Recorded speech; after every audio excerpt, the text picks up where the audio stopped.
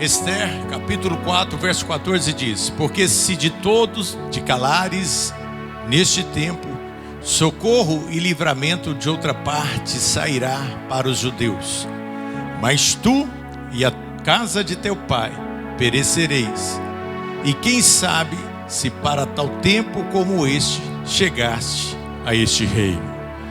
Senhor meu Deus e meu Pai, eu te peço que a tua graça se manifeste neste lugar mais uma vez. Somos agradecidos por aquilo que o Senhor tem realizado no nosso meio.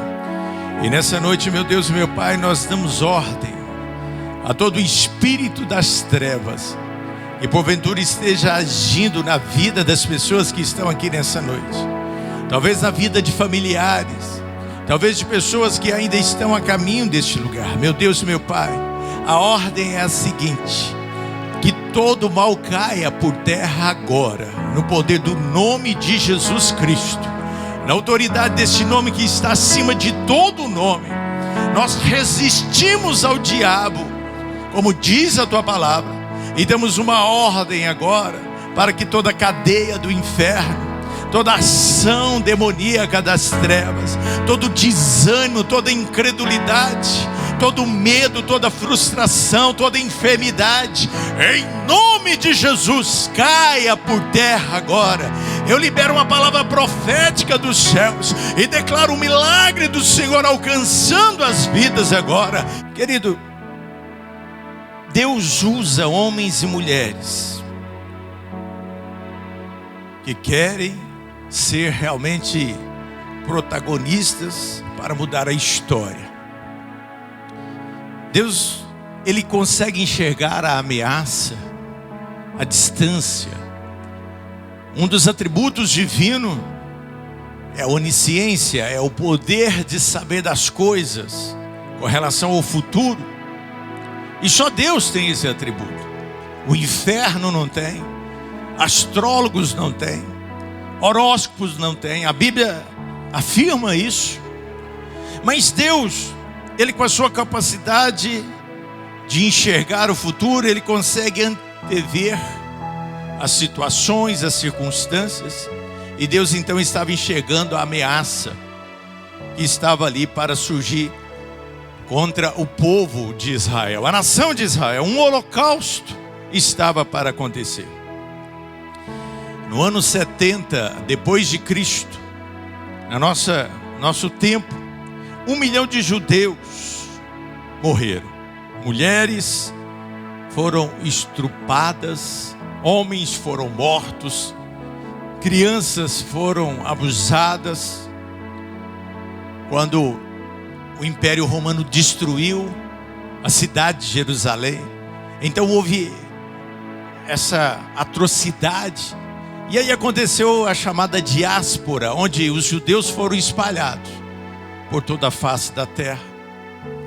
Eles perderam ali a sua pátria, e por isso nos dias de hoje há uma reivindicação dos palestinos que ocuparam essa região, dizendo que aquela terra é deles. E os judeus, que depois voltaram no ano de 1900 depois da guerra, 1950, alguma coisa, com o voto de Minerva de um brasileiro lá na ONU, Oswaldo Aranha. Então eles puderam ser repatriados. Mas também tempos depois dessa diáspora, no ano de 1945, na Segunda Guerra Mundial, também houve uma matança.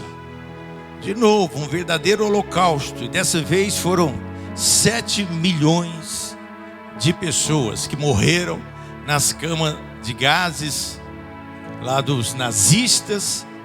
E foi uma destruição horrível. Agora, neste texto que nós acabamos de ler, aconteceu há tempo bem antes do que tudo isso, antes da nação de Israel voltar do cativo da Babilônia, quando eles estavam ali sob a influência de um outro reino, dos Medos e Persas. E Deus então usa agora uma mulher chamada Esther para trazer a libertação. Deus estava vendo o que iria acontecer, uma ameaça iminente, uma sentença de morte, um decreto que havia sido promulgado, onde todo judeu seria morto. E Deus então usa essa mulher chamada Esther, essa mulher que tinha um outro nome, Hadassa, mas agora ela chega ao palácio e ela se torna então a heroína dos judeus. Você acredita que Deus pode usar a cada um de nós? Você acredita que Deus pode usar essa igreja? Você acredita que Deus pode usar você na sua célula? Deus pode usar a sua casa, Deus usar a tua vida, os teus dons, o teu talento para salvar pessoas. E agora, eu quero que você entenda que Esther estava ali para fazer parte desses heróis, para mudar a vida das pessoas, para mudar a eternidade das pessoas. De todos os feitos que qualquer herói que nós conhecemos no mundo pode realizar, nós vamos ver nas histórias heróis de verdade, né? Pessoas que tiveram a participação na história do nosso país, pessoas que defenderam a democracia, pessoas que foram a resistência para algum tipo de mal que veio sobre a humanidade. Mas não tem efeito maior do que você conseguir salvar uma pessoa dela ser condenada na eternidade. Sabe, um verdadeiro herói, ele consegue feitos nessa terra, mas também na eternidade. Esther, ela tinha tudo para não ser usada. Esther foi arrancada da nação onde ela morava, lá da sua região. Foi levada criança para esse império, para a cidade de Suzã. Os seus pais foram mortos. Por isso que ela foi cuidada pelo seu tio, chamado Mordaqueu, ou Mordarcai. Ela viu brutalidades. Na sua adolescência, ela viu os invasores do seu país destruindo, colocando fogo na sua cidade. Era uma pessoa para ser rancorosa, era para ser uma pessoa deprimida, traumatizada, mas a rainha Esther não deixou se viciar por isso. E por causa disso, querido, porque ela não deixou este trauma, essa cena, este momento da vida dela paralisá-la, ela hoje é uma heroína até hoje no seu país, na nação de Israel. Mês passado, no dia 13, foi comemorado o dia de Purim, a festa de Purim, o mês de Purim. Esta festa, ela existe por causa da rainha Esther, que não deixou que a foto do seu momento difícil pudesse influenciar sobre a sua vida. Quem está entendendo, diga amém. Querido, eu queria te desafiar a serem pessoas que dão a volta por cima, pessoas que têm a resiliência de Deus dentro do seu coração. Nós vemos muitas frases aí que as pessoas postam, mas podíamos colocar essa frase realmente em prática na nossa vida. Uma dessas que eu vi esses dias, alguém diz: eu não sou forte. Realmente nós não somos, mas a frase conclui embaixo dizendo: mas tem um Deus forte habitando em mim. Então isso torna as coisas possíveis. Realmente as situações são adversas, mas tem um Deus que cura, que sara, que tira os nossos traumas, que nos conserta, que nos dá o ânimo, que nos coloca a alegria, que transforma as cinzas em veste de adoração, que transforma os nossos desertos em verdadeiros mananciais, que pode trazer a esperança, ainda que a árvore cortada pela raiz abandonada e vê os seus galhos secarem. Ao cheiro das águas elas se renovarão os seus frutos e viverão. Ao cheiro do Espírito de Deus pairando sobre as nossas vidas, que possamos ter fé na palavra de Deus, nas promessas do Senhor, e acreditar que Deus transforma, que Deus nos usa, que Deus, no lugar de vergonha, Ele coloca dupla honra sobre as nossas vidas. Há um Deus da segunda chance, que nos dá a oportunidade, e aquela foto da tragédia, realmente você vai usar para depois comparar com o momento de vitória, onde você vai dizer: este é o tamanho da minha bênção e da minha vitória. Quem crê, diga amém. Quem sabe, querido, se a dificuldade que talvez você está enfrentando, ela não está te preparando, ou não te levando para um propósito divino. Quem diria que aquela tragédia na vida da rainha Esther, de fazê-la sair da sua terra, de ser levada como escrava, tantas tragédias, tantas dificuldades que ela viu, mas ela agora podia chegar ao palácio e salvar o povo dela, aonde ela estava. Você entende que algumas tragédias, não que Deus tenha provocado, mas é porque Deus transforma esses desertos.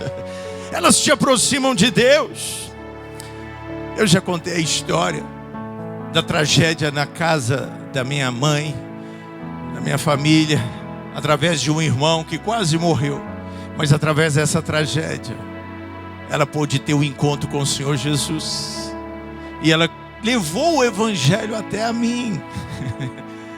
Então olha como é que nós podemos reverter. Esther se torna hoje essa heroína, a rainha, e podia dizer que talvez isso é o máximo que ela podia se tornar. Puxa vida, alguém estrangeira, órfão, chegar nesse lugar, e de repente a gente até pensa que a gente já chegou no máximo.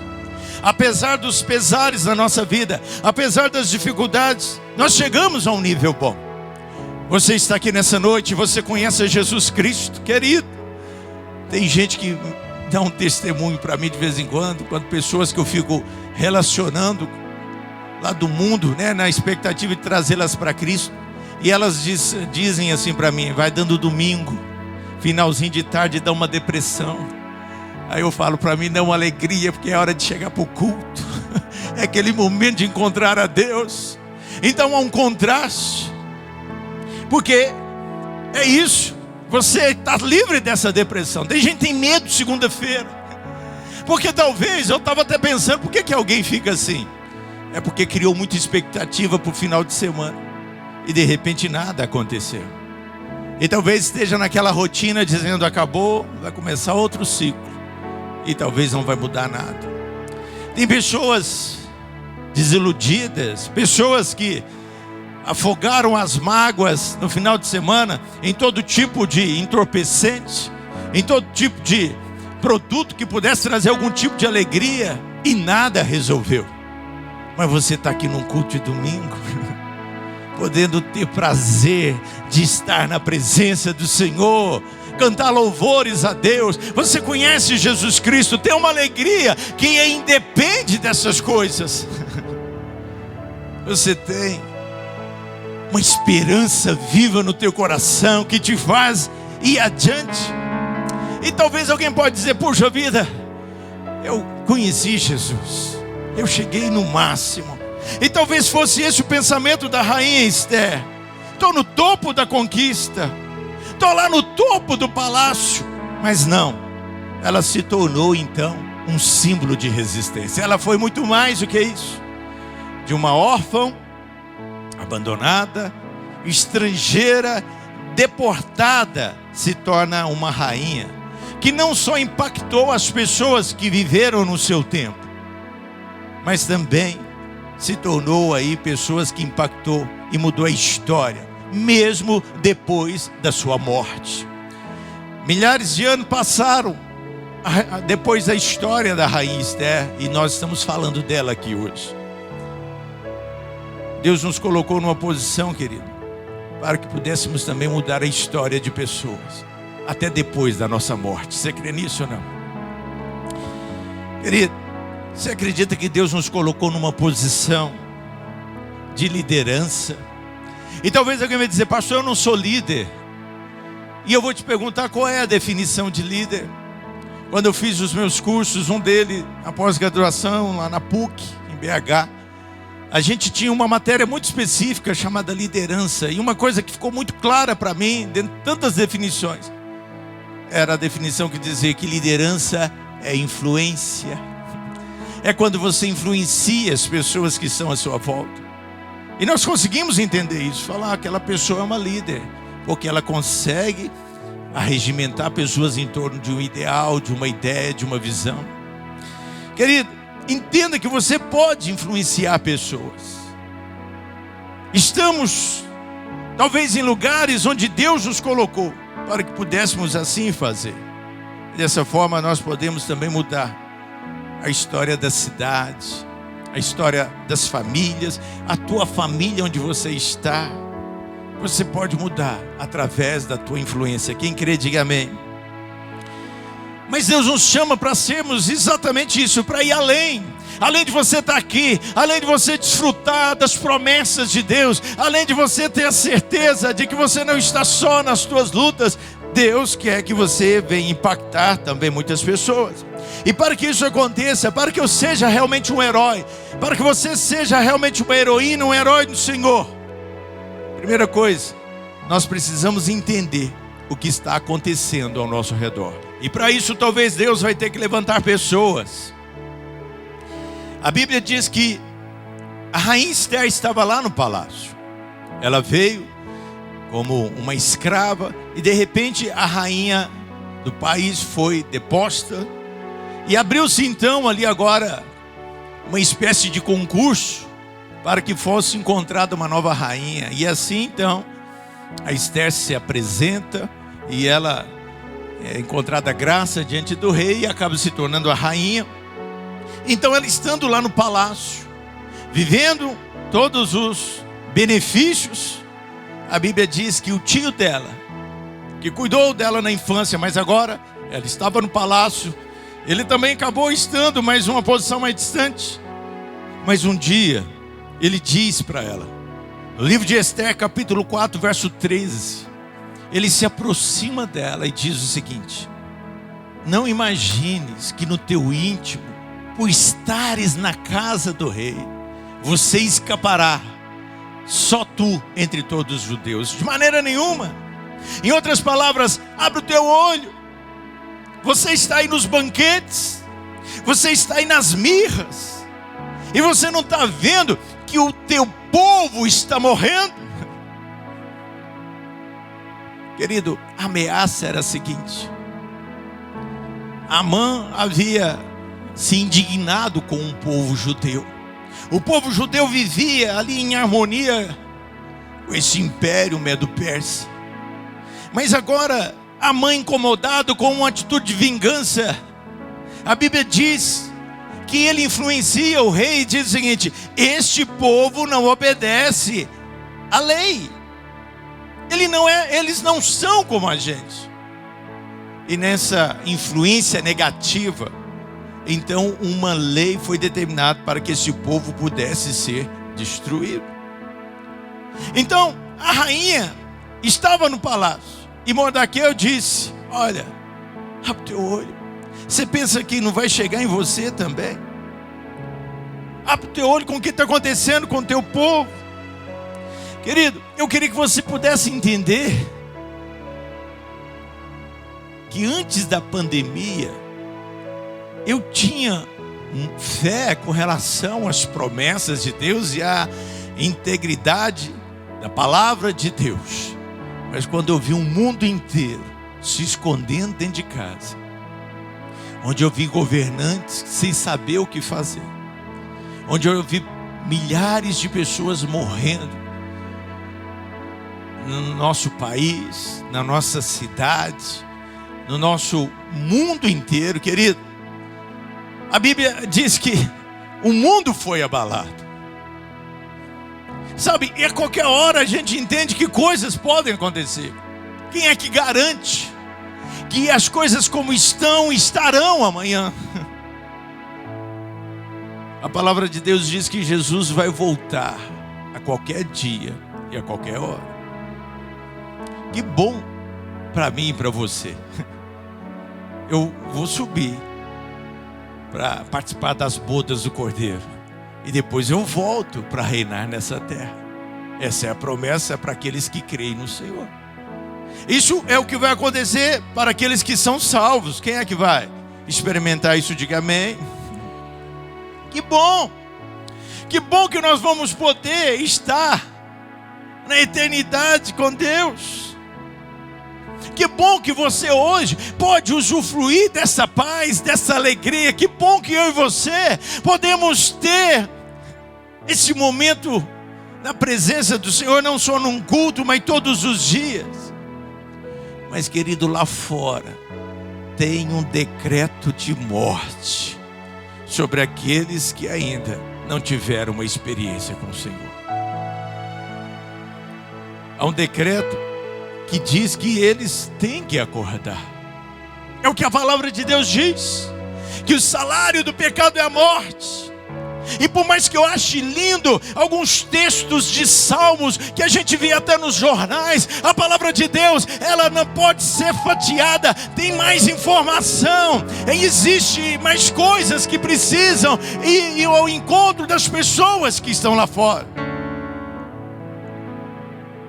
Mardoqueu, ele sai pela cidade.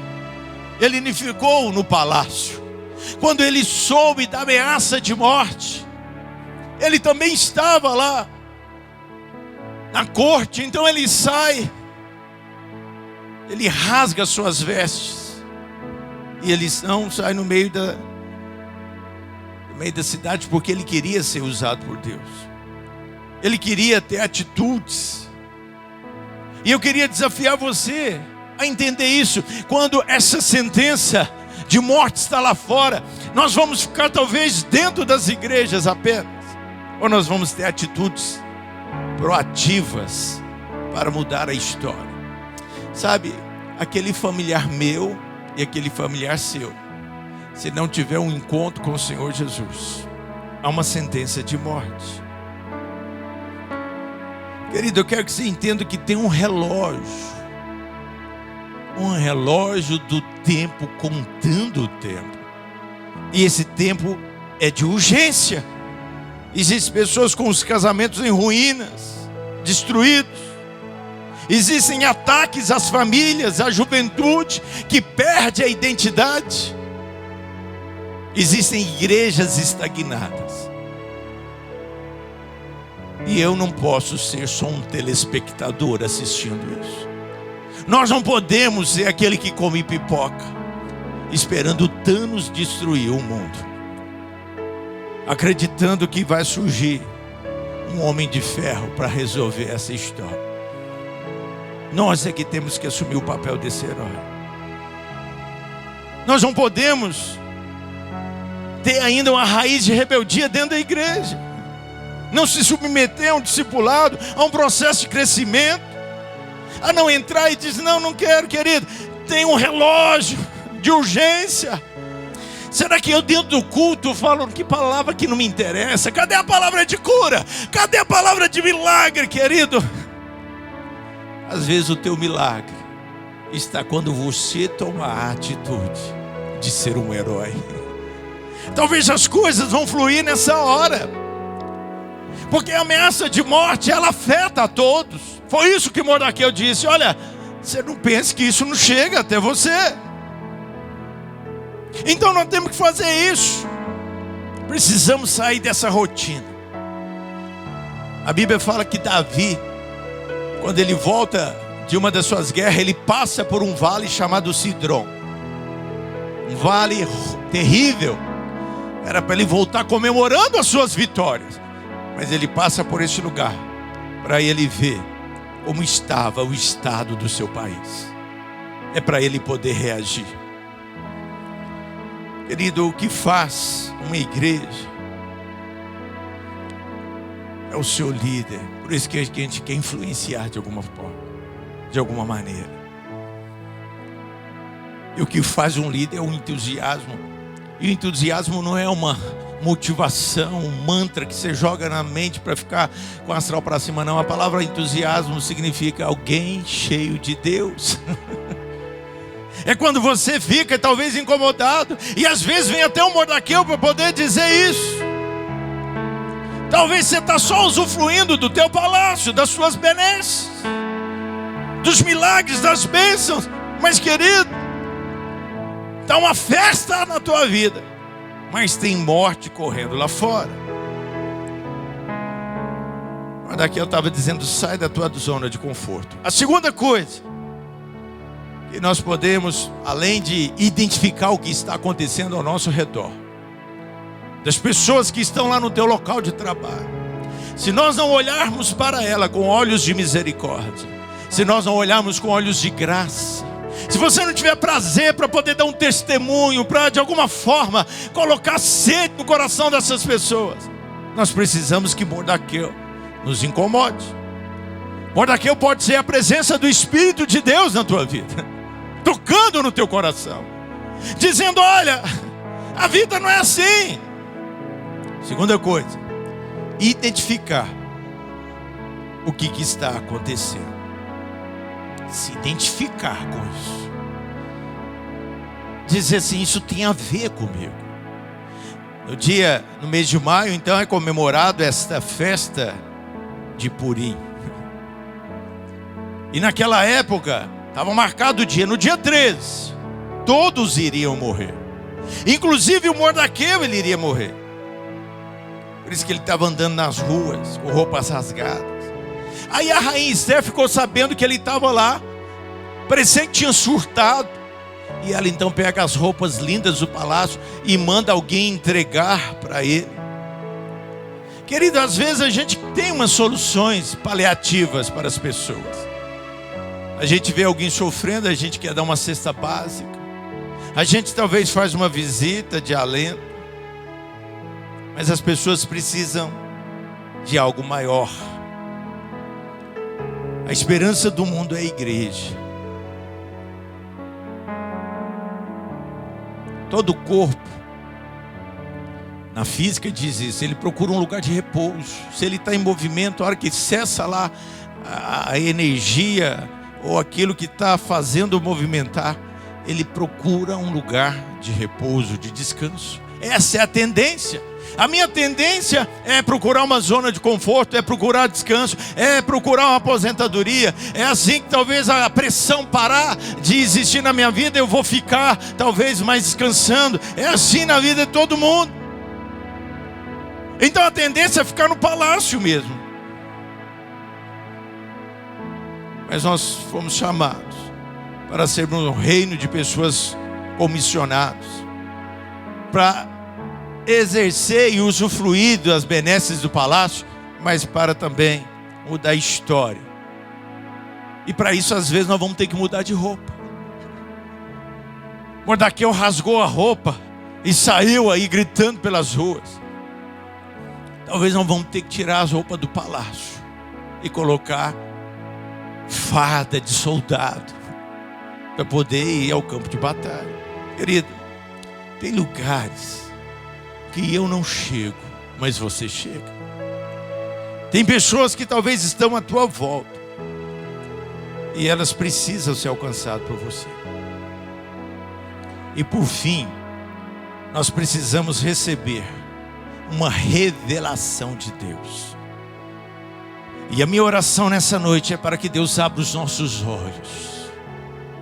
Porque quando nós tiramos a visão, ou melhor, a cegueira das nossas mentes, dos nossos olhos, e nós conseguimos ver as coisas como são. A Bíblia fala que o servo do profeta Eliseu, ele não via o mundo espiritual. Ele entendia tudo de forma racional. Então ele faz uma oração: meu Deus, abre os olhos para que ele enxergue. Sabe, para a gente enxergar as coisas como são. A Bíblia é a verdade. É por causa dessa palavra que você acreditou que nós estamos aqui. Essa experiência com aquilo que foi proposto, propagado na palavra de Deus, é que nós podemos ter a vida com o Senhor. E lá diz que há céu. Diga comigo, há céu. Mas lá também diz que há inferno. Entre o céu e o inferno existe a igreja.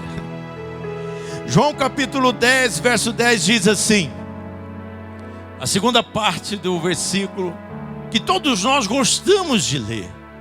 João 10, 10 diz: eu vim para que tenham vida e a tenham em...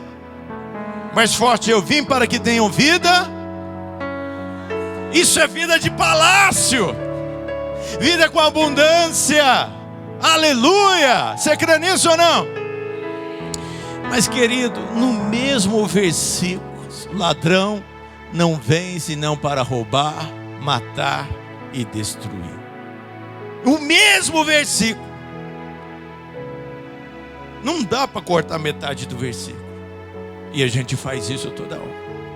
A gente fatia a Bíblia como aquela comida que a gente quer comer, só as coisas gostosas, só a sobremesa, só que talvez é agradável o paladar.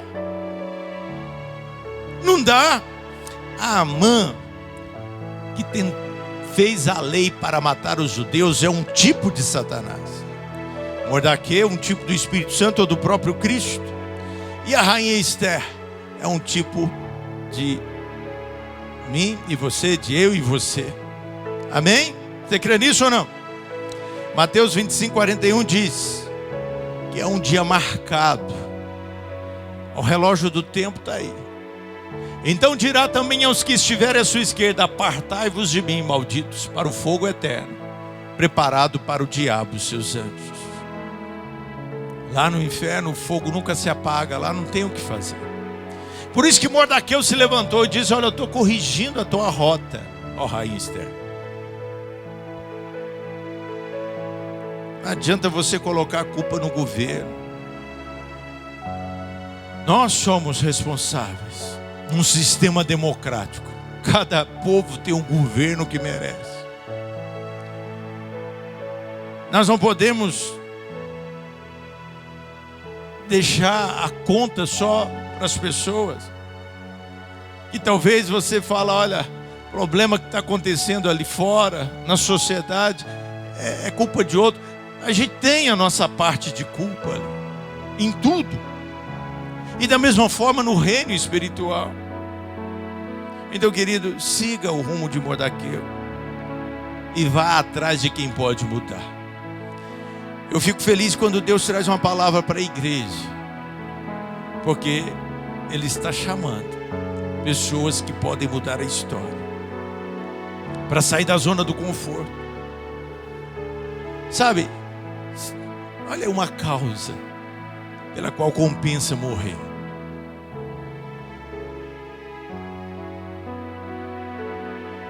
Quando o rei teve insônia naqueles dias, e ele procurou uma maneira de honrar.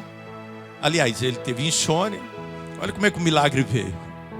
A rainha Esther conclama o povo a jejuar, a orar, e ela vai diante do rei para interceder. E ao mesmo tempo Deus começa a operar, porque as pessoas começam a se mobilizar. E a Bíblia diz que o rei teve insônia. Quem podia mudar a lei era o rei. E aí ele foi ler os registros do que havia acontecido no passado no seu reino. E ele então lê a história de Mordequeu ou Mordecai. E lá constava que um dia Mordequeu havia livrado o reino de uma conspiração, onde o rei seria morto. E nada aconteceu, porque nós podemos fazer o bem não esperando algo, mas a palavra de Deus diz que lance o seu pão sobre as águas, porque mais tarde você vai ter colheita na tua vida. Você serve a um Deus que não é injusto.